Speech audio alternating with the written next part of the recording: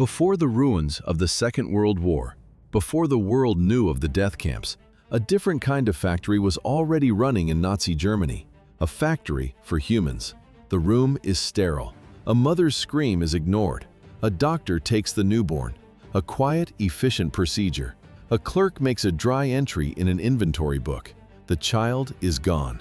Why did a state need to secretly breed babies? The answer was a program, Lebensborn, the fountain of life. It ran inside secret maternity homes, places that reeked of carbolic acid and fear. The project would produce nearly 20,000 children across Europe, planned, selected, harvested. Decades later, some survivors still don't know their real names. They are still searching. The child was no longer a person, just an inventory number. So you have the factory, the human inventory. But what was the blueprint, the standard for this perfect product? The answer came from a myth, a story circulating in the late 1920s about the ancient Germans. They were supposedly tall, blonde-haired, blue-eyed, a dominant race whose strength was lost, diluted by mixing with Jews and others, a total fiction. But inside the party, this story was treated as gospel, an absolute truth. It was hammered into the public mind. Posters appeared on brick walls, unnaturally fair-haired teenagers staring into the future. The idea was fed to children in organizations like the Hitler Youth, which was exploding in size by the early 1930s. Modern genetics finds zero evidence for any of it. This fable of blonde giants wasn't born in Germany. The foundation was laid decades before. The common story: the Nazis invented racial science. The truth: they imported it. The idea came from the United States. In the late 1800s and early 1900s, America was the global center for eugenics. A popular, scientific-sounding theory, it argued society could be perfected by breeding better people and eliminating the unfit. Indiana passed the world's first forced sterilization law. The year was 1907, long before the Nazis. By the 1930s, over 30 American states had similar laws on the books. Tens of thousands of citizens were sterilized against their will. This was the blueprint. So where did the Munich prisoner get his ideas for sorting people? In 1923, Hitler's attempt to seize power failed. The beer hall putsch, a public humiliation. He ended up in a prison cell, defeated. But now he had time. Time to read, and time to write. Imagine that cell. 1924. The only sound is the scratch of a pen on cheap prison paper. His personal hatreds, his political resentments, all of it dictated. Transformed from a rant into a doctrine. He called it Mein Kampf, my struggle. He argued that reproduction was not a private matter. It was a duty to the state, and the state must control it, to prevent the weak and sick from passing on their genes. He copied the American legal framework and pushed it to its absolute extreme. In 1925 and 1926, the 2 volumes of his manifesto went to print. A book can hold an idea, but for that idea to infect a nation, the nation must first be broken. The breaking began in November 1918. Germany was defeated. The old empire collapsed. A new, weak republic took its place. Then came the humiliation. June 1919, the Treaty of Versailles. Germany was forced to take the blame, give up its land, pay for a war it lost. 5 years later, the economy imploded. 1923, hyperinflation. Money became worthless paper. People hauled cash in wheelbarrows to buy a single loaf of bread. Middle-class savings vanished in weeks. Trust was gone. The final blow landed in 1929. The Great Depression. American loans dried up. German industry seized. By 1932, 6 million were jobless. That was nearly 1/3 of the country's entire workforce. Factories stood empty, the streets filled with rage. 6 million unemployed. A nation on its knees. And for all that rage, one party had an answer. A very simple answer. The National Socialist German Workers' Party, led by Adolf Hitler. But how do you make a hungry worker believe his main problem is someone else's blood? You don't offer him a plan, you offer him an enemy. The roar of a hungry street crowd, listening to promises from megaphones, party leaflets passed from hand to hand, offering pride instead of real bread. For Hitler, the problem wasn't just the economy, it was biology. He claimed Germany wasn't just defeated, it was poisoned from within. He pointed his finger at the Jews, at the Roma. The diagnosis was racial decay. The solution was purity. The party program officially declared the protection of so-called Aryan blood its highest mission. July 1932. The Nazi Party wins 230 seats in the Reichstag. It wasn't a majority, but it was enough. Enough to turn fanaticism into state policy. The old Weimar Republic was paralyzed by economic collapse and political gridlock. Conservative elites made a fatal gamble. They believed they could control Hitler from the inside. On January 30, 1933, they handed him the chancellorship. The legal blitzkrieg began immediately. February 1933. The Reichstag Parliament building burns. Smoke pours over the rooftops of Berlin. The smell of ash hangs in the air for days. Before the embers are even cold, emergency decrees are being printed. That same night, police begin kicking down doors, arresting political opponents. The final move came in March 1933, the Enabling Act, a law to end all laws. It gave Hitler's cabinet the power to rule by decree, bypassing parliament entirely. This was the legal demolition of the German constitution, passed in a single day. All opposing parties were outlawed. The regime officially dissolved the last independent trade unions. The regime began sterilizing the unfit. But forced sterility wasn't enough. By 1936, they needed a secret conveyor belt for creating the perfect. In the Bavarian countryside, a new maternity clinic opened, Heim Hochland. From the outside, it looked peaceful, a sanctuary in the woods. Inside, it was a factory. This was the first home of the Lebensborn program, the fountain of life.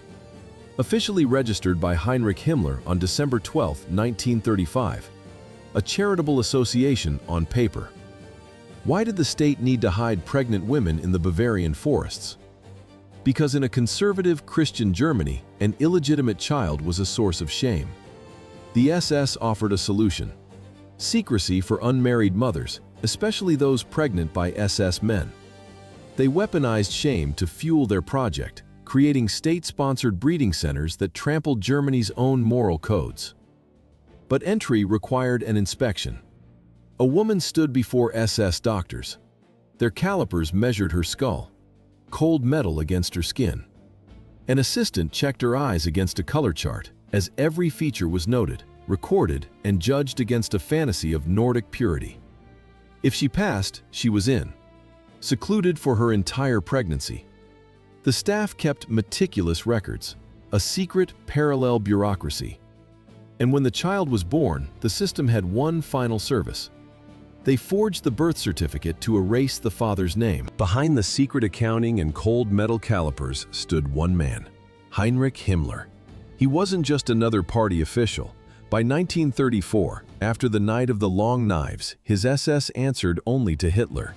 Himmler saw his men as a new aristocracy, a modern knightly order built on pure blood instead of titles.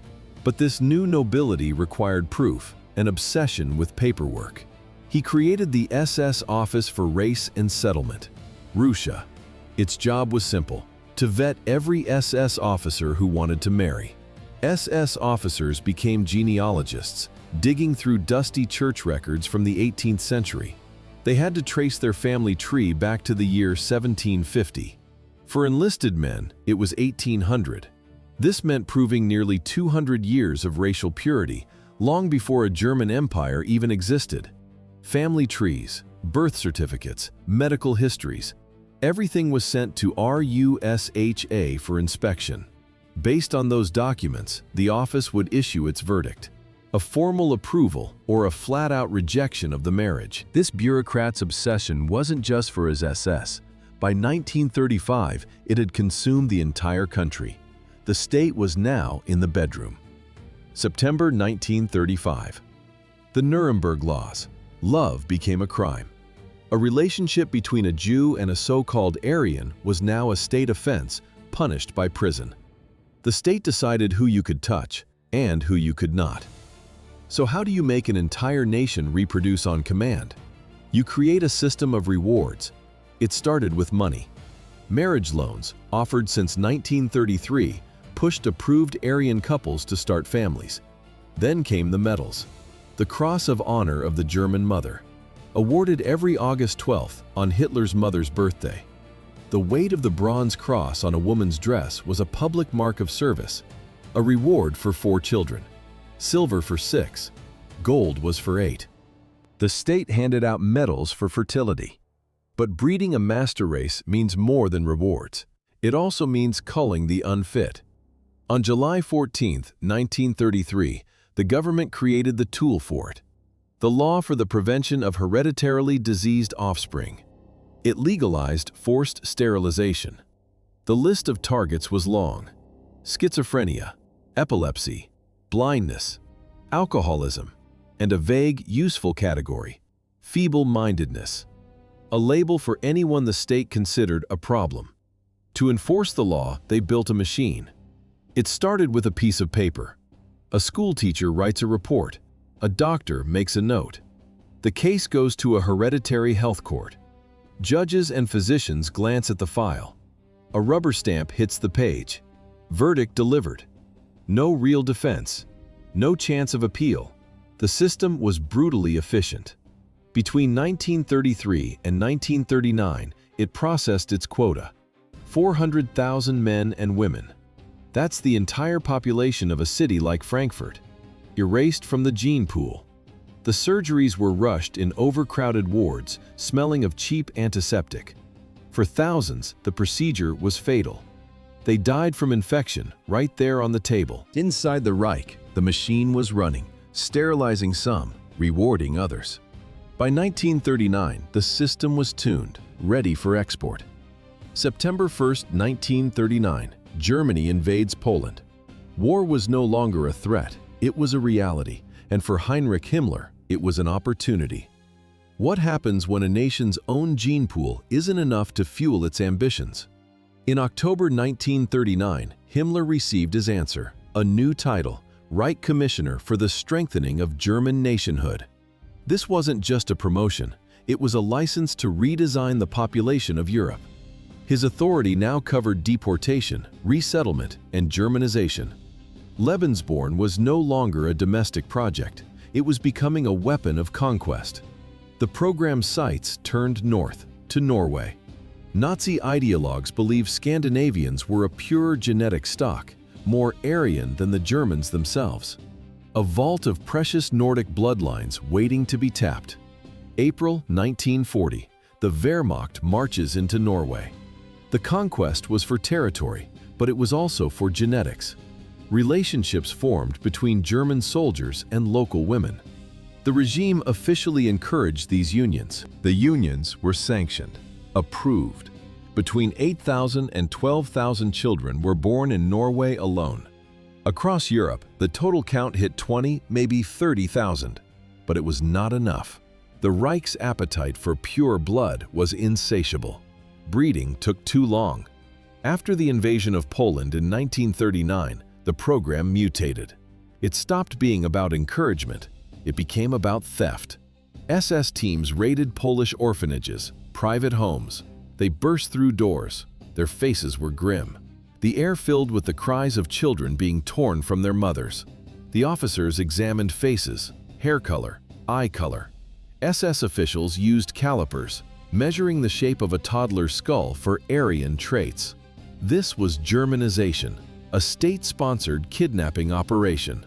Himmler believed valuable blood could be found anywhere, even among people he deemed inferior. Don't kill it, absorb it. The selected children were loaded onto trucks. Their pasts were erased. Their identities, state property. Many would never learn their real names again. In sterile facilities, they were given new birth certificates, new families, and new German names. Before the new names, there was the selection. a production line for the perfect German. It began inside 10 sterile homes. A child is born. The room smells of medical alcohol. Clean sheets. There is no moment of peace. An SS officer enters almost immediately. He is not there to congratulate. He is there to assess the product. The infant is placed on an examination table. Under a bright lamp, racial charts are consulted. Lists of eye color, hair shade, facial structure. A pair of calipers measures the skull. This wasn't medicine. It was racial accounting. Every detail logged. The child was either a success or a failure. By 1942, this was a functioning network. 10 homes across Germany, with more opening in occupied lands. While German cities starved on ration cards, these clinics had a surplus of milk and medicine. The fathers were often a protected secret. High-ranking SS officers. The mother's choice was simple. Keep the child, or sign it over to the state. She signed the papers, formally transferring the infant to the SS. But these perfect infants were not enough. Not after February 1943. The disaster on the Volga changed everything. Stalingrad. An entire army destroyed. Where do you find new soldiers to replace the dead? Himmler's answer was simple: steal them. The system's new heart was a sorting center in Poland, in a city the Germans renamed Litzmannstadt. Here, the industrial kidnapping began. Children were brought in by the truckload, lined up, examined by SS doctors. The process was cold, a production line for human material. Those who passed the racial test were marked for Germanization. The rest were sent to labor camps, or simply disappeared. Special SS units stormed through Polish and Ukrainian villages. Doors were kicked in. Children, some as young as 2, were torn from their families and herded into the street. An officer would walk the line, inspecting faces and hair color. A quick glance, a nod. The racially valuable were thrown into the back of a truck. Parents who fought back were arrested, sent to camps like Auschwitz or the women's camp at Ravensbrück. For the chosen children, their past was erased. They were told their parents were dead. They were given new German names, new birthdays, a new life. The total number of abductions from Poland alone ranges from 50,000 to over 200,000. An entire city of children wiped off the map. They were strictly forbidden from speaking their native tongue. A single Polish word was answered with a beating. But this machine of selection had another purpose, a darker one, with an address in Berlin. The state gave the best care to its chosen infants. For the others, it built gas chambers. 70,000 people murdered between 1939 and 1941. The program was called Aktion T4, named for its headquarters, Tiergartenstrasse 4. The targets were not enemies. They were German citizens, adults and children with disabilities, deemed life unworthy of life. The connection was direct. The same doctors who assessed racial purity in Lebensborn homes wrote the instructions for T4. The same logic, the same cold bureaucracy of death. Public outcry briefly halted the official program in 1941, but the killing never stopped. It just became quieter. Starvation, lethal injection, neglect. They were simply erased. Germany surrendered on May 7, 1945. The Reich was finished, but the hunt for its architects was just beginning. This wasn't the main Nuremberg trial for the top leaders. The men in the dock at the 1947 Russia trial were different. They were the gray clerks of the SS Race and Settlement main office. The paper pushers, men who never fired a shot, but whose signatures destroyed hundreds of thousands of lives. So why did the tribunal acquit the creators of this machine? The prosecution simply ran out of paper evidence. Investigators had testimony. They had the surviving children themselves. But they lacked the crucial forms, the signed orders, the chain of command documented in ink. The meticulous bureaucracy that enabled the crime now became the shield for the criminals. Without a direct paper trail, there was no direct proof. The court acknowledged the kidnappings. It confirmed the system's cruelty. But the key organizers were acquitted of war crimes and crimes against humanity due to insufficient evidence. The evidence was gone, burned, 2 years before any trial in the chaos of 1945. The very clerks who had documented every stolen child were now destroying their own work. Courtyards of SS offices fill with smoke, thick, acrid. It's the smell of burning paper. Officers in black uniforms frantically feed folders into bonfires, page by page, file by file. Genealogy charts, medical reports, adoption papers, the identities of thousands of children turning to ash. The panic had a reason. Since June 1944, the Allies were pushing from the west, but the real terror came from the east. By early 1945, Soviet troops were on German soil. The front line was no longer a line on a map. It was the next town over. The war was coming home. The system's architects saw the end. Their meticulous records were now proof of a crime, a death sentence, so they torched it all. The destruction was so absolute, the Red Cross still can't identify thousands of victims today. Their pasts were erased by fire, their futures stolen. The uniforms came off, replaced with civilian rags, the neatly parted hair messed up, the clean-shaven faces covered in grime. The masters of racial purity became anonymous faces in the crowd. They walked away, blending into the columns of refugees. The paper trail was ash. The architects of the program had vanished, but the living evidence remained. In Norway, they had a name for it: Tiskerbarn, German children. It wasn't a description, it was a sentence. Hostile stares in the schoolyard, spitting in their backs. Their mothers were shamed as collaborators, while the children were treated as living sins. Across Eastern Europe, the search was desperate. Families looked for faces they barely remembered. The Red Cross tried to help, but the new German names and fabricated birth certificates made tracing impossible. Even reunions were a form of trauma. Children raised to be German, now strangers to their own blood. The program's architects wanted to build a master race. Instead, they engineered generations of outcasts without a past. For thousands, the search for their real name would last for decades.